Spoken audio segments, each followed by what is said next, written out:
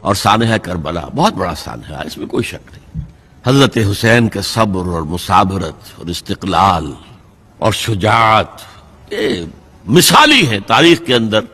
اپنے سامنے جو ہے اپنے ایک ایک کر کے چراغ گل ہو رہے ہیں، خاندان سارا ختم ہو رہا ہے، شیرخوار بچے شہید ہو رہے ہیں۔ بہرحال اس میں کوئی شک نہیں کہ تاریخ انسانی کے عظیم حوادث میں سے وہ ہے۔ ذی الحج کے مہینے میں حضرت عثمان شہید ہوئے تھے، 28 ذی الحج کو حضرت عمر پر حملہ ہوا تھا، 1 محرم کو ان کی شہادت ہوئی تھی، 10 محرم کو یہ سانحہ کربلا پیش آیا تھا۔ یہ اللہ کی راہ میں قتل ہوئے۔ وَلَا تَقُولُوا لِمَن يُقْتَلُ فِي سَبِيلِ اللَّهِ أَمْوَاتٌ بَلْ أَحْيَاءٌ وَلَٰكِن لَّا تَشْعُرُونَ وَلَا تَحْسَبَنَّ الَّذِينَ قُتِلُوا فِي سَبِيلِ اللَّهِ أَمْوَاتًا بَلْ أَحْيَاءٌ عِندَ رَبِّهِمْ يُرْزَقُونَ۔ لیکن وہ شہادت علی الناس کی ذمہ داری جو مجھ پر اور آپ پر ہے، اپنی ذاتی زندگی میں آج سے گواہی دیجئے اللہ کے بندے ہونے کی، اپنے عمل میں، اپنے قول میں، اور کوشش کیجئے کہ مل جل کر اس ملک کے اندر وہ نظام برپا کرے کہ جو شہادت علی الناس دین حق کے ایک کامل نمونے کے طور پر دنیا پر حجت قائم کر دے کہ دیکھ لو اپنی آنکھوں سے یہ ہے وہ دین حق جو محمد لے کر آئے تھے۔ یہ بہت بڑی خوشخبری ہے، یہ امت کبھی بھی گمراہی پر جمع نہیں ہوگی۔ ایسا کبھی نہیں ہوگا جیسے کہ عیسائیت جو ہے تثلیث پر جمع ہو گئی۔ حالانکہ بہت طویل عرصے تک ایسے بھی موجود رہے حضرت عیسیٰ علیہ السلام کے ماننے والے جو خالص موحد تھے، تثلیث کے قائل نہیں تھے، لیکن یہ کہ یہ امت جس طریقے سے اب جمع ہو چکے ہیں۔ اب کوئی عیسائیت کی ڈینومینیشن ہو، کوئی چرچ ہو، وہ پروٹیسٹنٹس ہو، وہ کوئی ہو، وہ کوئی گریک چرچ ہو، کوئی آرتھوڈاکس چرچ ہو، پروٹیسٹنٹس ہو، کیتھولکس ہو، کوئی ہو، سب کے سب تثلیث کے اوپر سب کے سب متفق ہیں۔ توحید ان کے ہاتھ سے جا چکی۔ حضور نے جو خبر دی ہے خوشخبری، میری امت کا معاملہ یہ نہیں ہو سکتا۔ کیوں نہیں ہو سکتا؟ عقلاً آخری امت ہے، ظاہر بات ہے کہ حضرت مسیح کی امت بگڑ گئی تو حق کو بیان کرنے کے لیے محمد رسول اللہ آ گئے صلی اللہ علیہ وسلم۔ اب اگر یہاں یہ حق گم ہو جائے کلیتاً تو اب کوئی اور نبی تو آنے والا نہیں، لہذا حضور کو بھی پروٹیکشن دی گئی، حضور کے دین کو بھی پروٹیکشن دی گئی، اور اس پروٹیکشن ہی کا ایک پہلو یہ ہے کہ میری امت میں ایک گروہ ہمیشہ حق پر قائم رہے گا۔ اللہم ربنا اجعلنا منہم، اللہ تعالی ہمیں توفیق دے کہ ہم ان میں سے ہوں۔ یہ آرزو تو کم سے کم دل کے اندر پیدا کیجئے، یہ امنگ تو پیدا ہو جائے۔ اگرچہ مجھے معلوم ہے کہ ماحول وہ ہے جس کے بارے میں اقبال نے کہا ہے کہ آرزو اول تو پیدا ہو نہیں سکتی کہیں، اور ہو جائے تو مر جاتی ہے یا رہتی ہے خام۔ ماحول غذا نہیں دیتا، آکسیجن ہی نہیں ہے، 2 پتیاں تو نکلی تھی بیج میں سے لیکن مرجھا گئیں، اس لیے کہ غذا نہیں فضا میں۔ امنگ اٹھتی ہے، جذبہ ابھرتا ہے، اس کی آبیاری کا سامان نہیں ہے، خارجی نہیں ہے، سارا داخلی سامان کرنا پڑے گا، اپنے اندر کا تیل جلانا ہوگا، باہر کا تیل نہیں ملے گا۔ اقبال نے یہی بات کہی ایک شعر کے اندر، کر اپنی رات کو داغے جگر سے نورانی، کر اپنی رات کو داغے جگر سے نورانی، اپنے اندر تیل جلاؤ، اپنے جگر کا تیل جلاؤ، اس سے روشنی حاصل کرو گے، ماحول سے تمہیں روشنی نہیں ملے گی۔ اپنی اس آرزی کو پروان چڑھاؤ، لیکن اپنے اندرونی جذبے کے ساتھ، استقامت کے ساتھ۔ بہرحال اس حدیث کا یہ ٹکڑا میں نے صرف اس لیے سنایا کہ یہ ایک ہمارے لیے ایک امنگ پیدا کرنے والی شے ہے کہ اللہ تعالیٰ وہ نظام عدل اجتماعی، وہ جس میں حریت ہو، جس میں عام آدمی بھی خلیفہ وقت کو ٹوک سکے۔ یہ کرتا کیسے بن گیا؟ ایک خاتون بھی کھڑی ہو کر دامن پکڑ لے، عمر تمہیں کیا حق ہے کہ ہمارے مہر کے اوپر پابندی لگا رہے ہو، جبکہ اللہ نے نہیں لگائی۔ اور عمر نے کہا آج ایک بڑھیا نے وہ اب عمر کو دین سکھایا، آرڈیننس واپس۔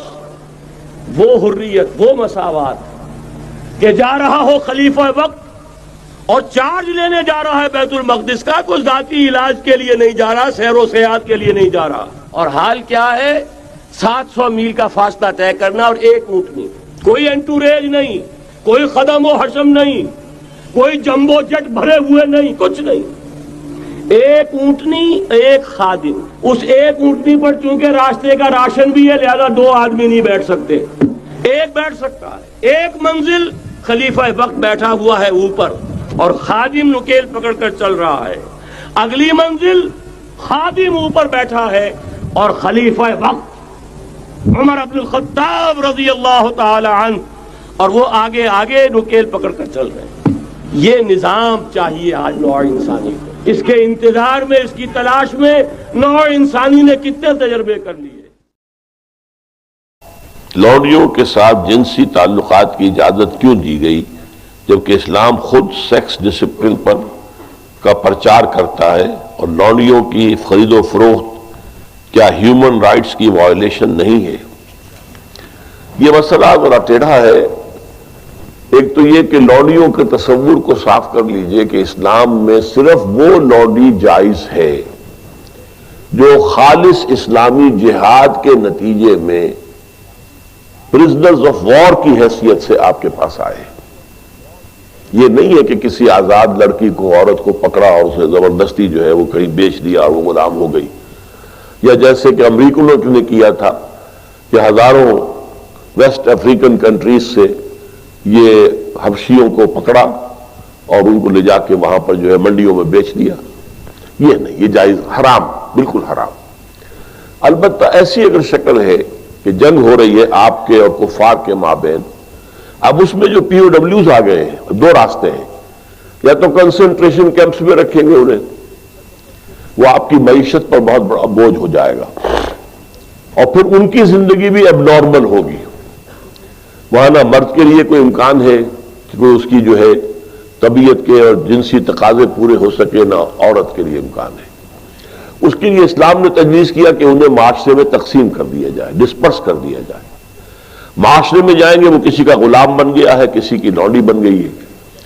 اب ان کو حکم دیا گیا جو خود کھاتے ہو وہ انہیں کھلاؤ، جو خود پہنتے ہو وہ انہیں پہناؤ، اور ان سے اگر کوئی سخت کام لینا ہو تو اس میں خود بھی شریک ہو جاؤ۔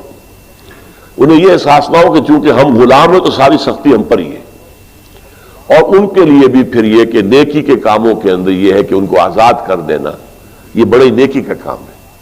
کوئی مرد کہتا ہے صاحب میں اتنے 1000 روپے آپ کو دے دوں گا محنت کر کے، کمائی کر کے، آپ مجھے آزاد کر دیں، اسے مکاتبت کہتے ہیں۔ یہ معاہدہ ہو سکتا ہے اور آپ کو اس کا معاہدہ قبول کرنا ہوگا۔ پھر وہ لونڈیاں جو ہیں وہ پھر ان مالکوں کے تصرف میں آتی ہیں۔ وہ منکوحہ بیویاں نہیں ہیں، دو کیٹیگریز علیحدہ ہیں جو ہم نے پڑھ لیا ہے سورہ معارج میں بھی اور سورہ مومنون میں بھی۔ والذین هم لفروجہم حافظون الا علی ازواجہم او ما ملکت ایمانہم۔ تو یہ دو کیٹیگریز علیحدہ ہیں، بیویاں ہیں، منکوحہ بیویاں، اور یا پھر جو تمہاری ملک یمین ہو، لونڈیاں ہوں۔ میں نے بتایا کہ ملک یمین اگر اس کے ہاں بچہ ہو گیا تو اب وہ ام ولد ہے، آپ اسے بیچ نہیں سکتے، وہ اب آپ ہی کے ہاں رہے گی۔ اور جہاں تک اس کے بچے کا تعلق ہے، وہ آپ کی منکوحہ بیوی سے جو بچہ ہوگا اس کے بالکل برابر ہوگا، اس کی کوئی بھی حیثیت جو ہے اس سے کمتر نہیں ہے۔ وہ بچہ آپ کا ہے، آپ کی لونڈی کا نہیں، آپ کا بچہ ہے۔ اسی طرح بچہ چاہے منکوحہ سے ہے تو وہ منکوحہ کا نہیں ہے، آپ کا ہے۔ یہاں تو ابن کے ساتھ بات چلتی ہے، بنت کے ساتھ نہیں چلتی۔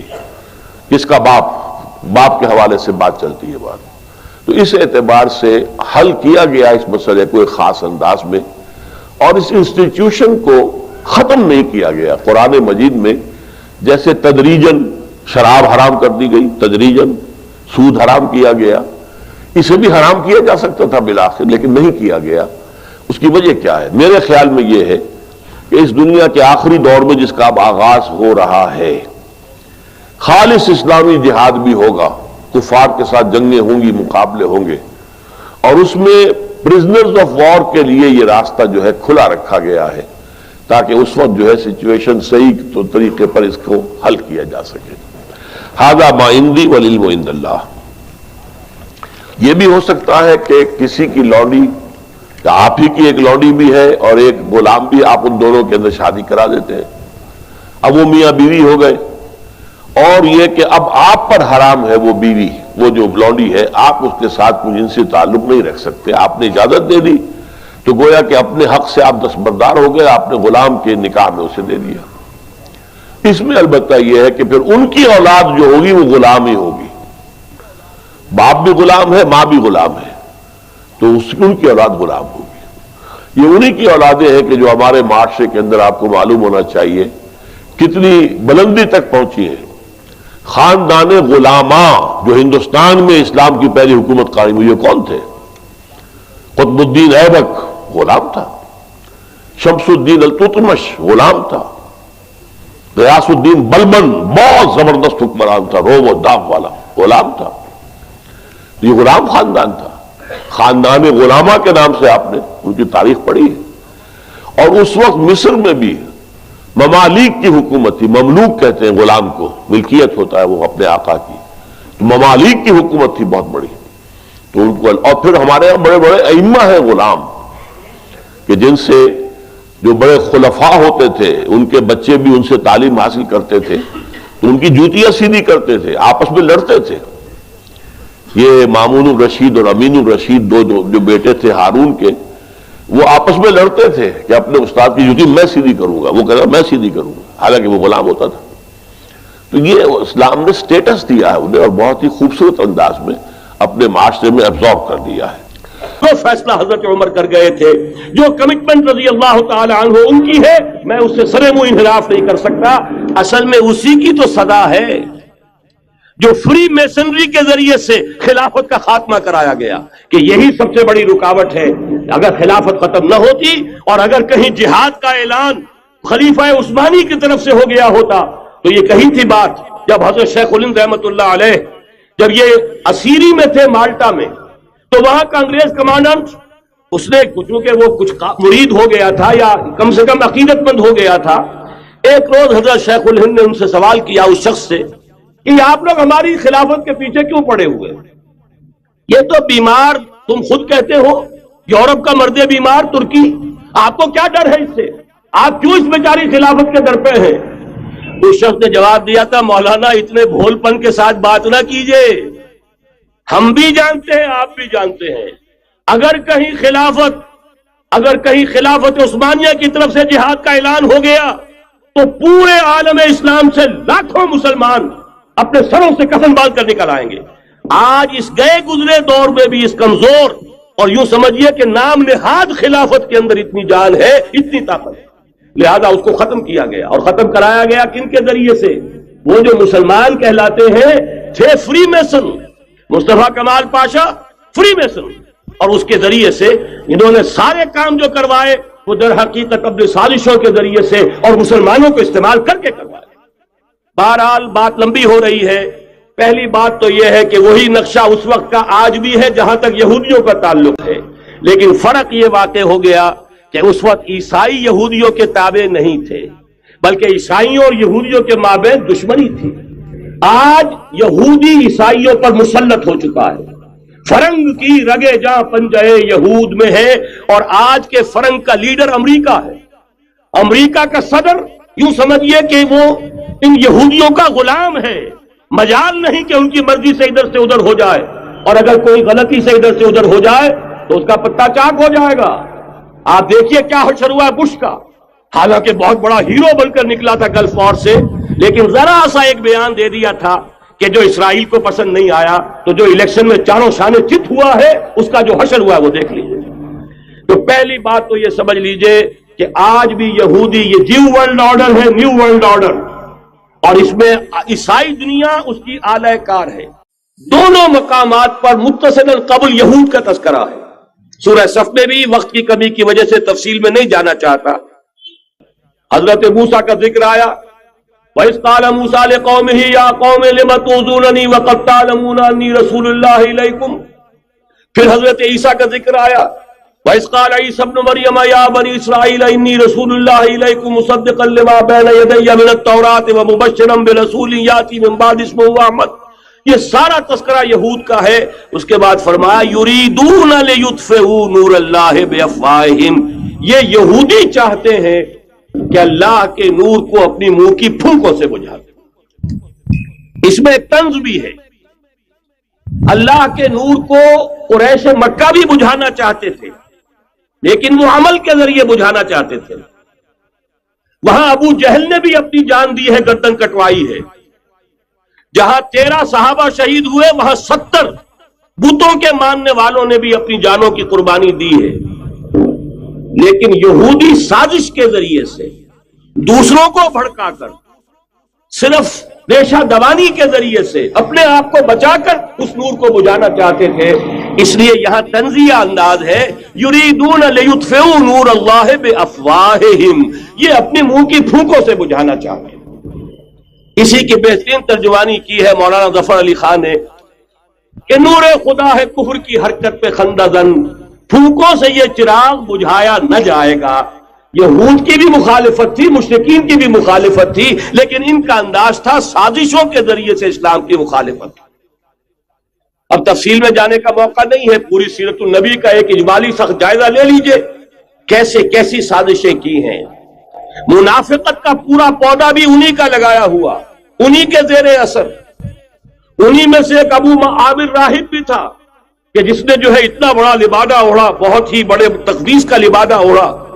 انہی میں سے عبداللہ ابن ابی تھا ان منافقین میں سے جو مارے آستین بن کر جو ہے اندر سے اسلام کو سہب و تاج کرتا رہا۔ یہ سب یہود کے کارندے، یہود کے ایجنٹ تھے۔ پھر یہ کہ ہر مرتبہ دیکھ لیجئے بدر میں بھی وہ چڑھا کر لائے ہیں، اور احزاب تو ان کی سازشوں کا شاہکار ہے۔ اب میں جو بات کہنا چاہتا ہوں وہ یہ ہے کہ تاریخ اپنے آپ کو دہرا رہی ہے۔ یریدون لیطفئوا نور اللہ بافواہہم، آج بھی بعین ہی وہ صورتحال موجود ہے۔ آج بھی new world order, Jew world order در حقیقت یہود کی ریشہ دوانی، در حقیقت زائنسٹ موومنٹ تقریباً 100 برس پہلے جو شروع ہوئی، اس سے بھی 125 برس پہلے آرڈر آف دی ایلومیناٹی، وہ آرڈر آف دی ایلومیناٹی 1776 میں قائم کیا گیا تھا، یہودیوں کی سازش، وہ آج تک چل رہی ہے۔ آج بھی یہودی ہے کہ جو اسلام کا خاتمہ اور مسلمانوں کو اپنے کمی کاری بنانے کے لیے ایک پورے ورلڈ آرڈر کا نقشہ بنا کر آ چکے ہیں، اور آج در حقیقت آپ کا اصل دشمن، میں بالکل اتفاق کرتا ہوں مولانا سے، اصل دشمن نمبر 1 میرے اور آپ کے اندر موجود ہے، میرا اور آپ کا نفس۔ اصل دشمن یہ ہے، نفس ما ہم کم طرف فرعون نیست لیکن اورا ایرا نیست۔ اور دوسرا خارجی دشمن سب سے بڑا یہودی، لیکن یہ کہ اس وقت کے اور اس وقت کے حالات میں ایک بڑا فرق واقع ہوا ہے۔ مجھے اقبال کے وہ شعر یاد آ رہے ہیں، دنیا کو ہے پھر مار کے روح و بدن پیش، تہذیب نے پھر اپنے درندوں کو ابھارا، اللہ کو پامر دیے مومن پہ بھروسہ، ابلیس کو یورپ کی مشینوں کا سہارا۔ وہی تاریخ ستیزہ کار رہا ہے ازل سے تا امروز، چراغ مصطفی سے شرار بولہبی، تو دنیا کو ہے پھر مار کے روح و بدن پیش، تہذیب نے پھر اپنے درندوں کو ابھارا، اللہ کو پامر دیے مومن پہ بھروسہ، ابلیس کو یورپ کی مشینوں کا سہارا۔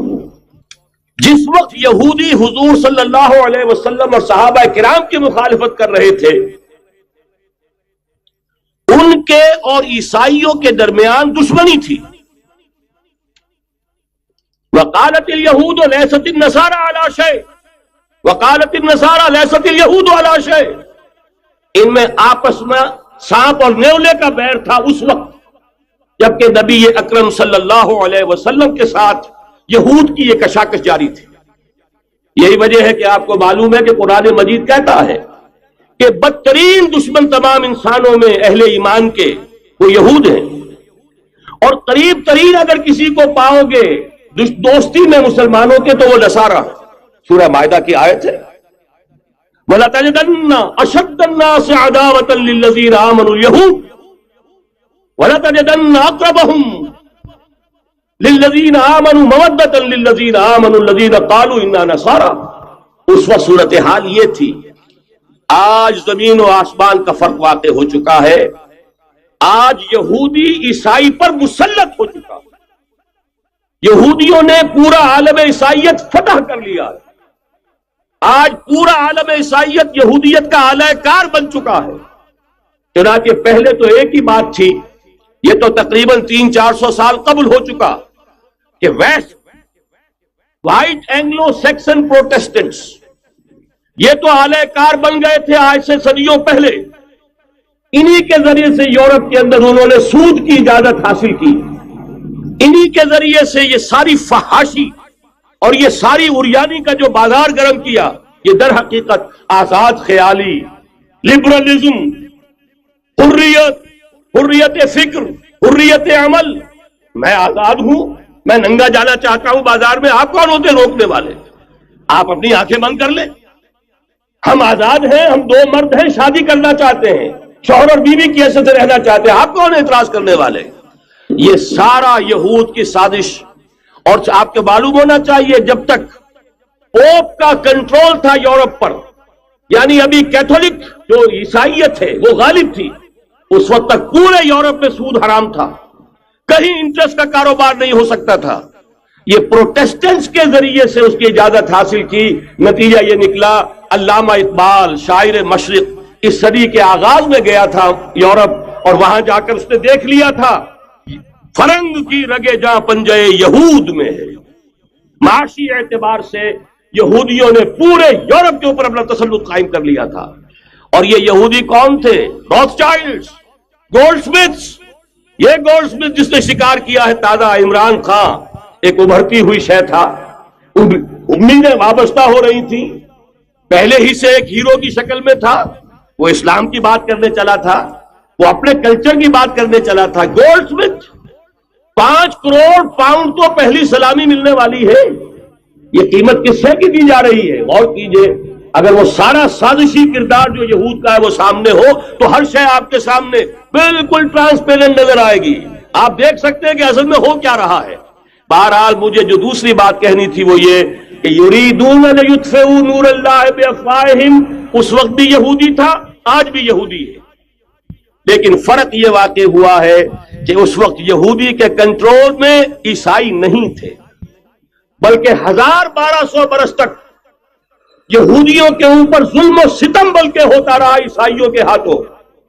پورے یورپ میں پرسیکیوٹڈ تھے. انہیں اگر کہیں سہارا ملا مسلمانوں کے ذریعے سے اسپین میں ملا ہے. اب اس پہ نوٹ کیجئے کہ اس وقت کی فضا ہے کیا. عالم اسلام میں سے عالم عرب ان کے شکنجے میں جا چکا. کیوں بنا کر کھڑے ہوئے ہیں اسرائیل کو ماننے کے لیے اور سر تسلیم خم کرنے کے لیے. انہیں بلا کر میڈرڈ میں پیش کیا گیا یہودیوں کے سامنے کہ تم جن کے ساتھ ایک ٹیبل پر بیٹھنے کو تیار نہیں تھے، میڈرڈ میں آؤ اپنا قبرستان دیکھو. یہ اسپین کی سرزمین جہاں تم نے 800 برس حکومت کی تھی، یہ تمہارا قبرستان، یہاں آؤ اور بیٹھو اور ان کے ساتھ بات کرو. گئے تھے کہ نہیں تمام فرنٹ لائن سٹیٹس میڈرڈ میں؟ حالانکہ کوئی بین الاقوامی کانفرنس کبھی میڈرڈ میں نہیں ہوئی. یا تو یہ واشنگٹن میں، بعد میں وہ سارے معاملات واشنگٹن میں چلے. شروع وہاں سے کیا، اس لیے کہ نیوز ویک کا کچھ عرصے پہلے کور سٹوری جو تھی 1992 is the year of Spain. Why? 1592 was the year of the fall of Granada. 1492 میں 1492 میں غرناطہ کا سقوط ہوا اور پورے آئیبیرین پیننسولا سے ایک ایک مسلمان بچہ نکال کر ختم کر دیا گیا، یا زندہ جلا دیے گئے، یا تہے تیز کر دیے گئے، یا جہازوں میں بھر بھر کر. اور آپ کو معلوم ہے میڈیٹرینین کی حیثیت کیا ہے؟ خلیج ہے، ایک معمولی سی خلیج. ادھر سے اسپین کا ساحل قریب آ جاتا ہے، اسپین کے ساحل سے جہازوں میں بھرا اور نارتھ افریقہ کے ساحل کے اوپر پھینک کر آ گئے. پورے ہسپانیہ میں جہاں 800 برس مسلمان کی حکومت رہی، ایک بچہ بھی مسلمان نام کا موجود نہ رہا. یہ تھا 1492 اور اب آیا تھا 1992. 1992 is the year of Spain.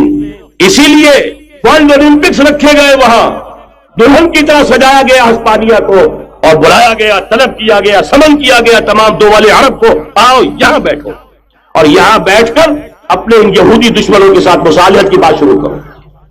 بہرحال نوٹ کر لیجئے، عالم عرب جا چکا. کوئی دن کی بات ہے، میں سنسنی پیدا نہیں کرنا چاہتا، لیکن حالات اور واقعات سے نگاہیں بند کرنا بھی کوئی دانش مندی کی بات نہیں. یہ ایودھیا کی مسجد شہید کی گئی، ابھی یہ ایک بہت بڑا مزار جو ہے شہید کیا گیا، اس کے ساتھ کئی مسجدیں شہید کی گئی. یہ سب کیا ہے؟ یہ مسلمانوں کی نفس دیکھی جا رہی ہے کہ کوئی غیرت اور حمیت نام کی کوئی شے باقی ہے. جیسے علامہ اقبال نے وہ نظم لکھی تھی عبد القادر روہیلا بڑا ظالم جفاجو کینہ پرور تھا، لیکن یہ کہ اس نے جو ایک ٹیسٹ لیا تھا کہ وہ جو عورتیں ہیں تیموری خاندان کی ان میں کوئی رمق رہ گئی ہے، معلوم ہوا کہ نہیں، کہ غیرت نام تھا جس کا گئی تیمور کے گھر سے، ختم، غیرت نکل گئی۔ اسی طرح ایودھیا کی مسجد، اب چرار شریف، اور یہ کوئی دن کی بات ہے کہ اب مسجد اقصی کا نمبر آیا کہ آیا، اس کے لیے پوری تیاریاں ہو چکی ہیں۔ یروشلم کا مشرقی حصہ خالی کرایا جا چکا ہے، اس کے اندر اب پورا تسلط یہودی کر رہے ہیں، لیکن یہودی اب پیچھے قدم ہٹانے والا نہیں ہے۔ ان کا تھرڈ ٹیمپل، تیسری مرتبہ ہیکل سلیمانی تعمیر ہونا ہے، نوٹ کر لیجئے۔ ان کے لیے وہ وہی کچھ ہے جو ہمارے لیے کعبہ ہے، ان کے لیے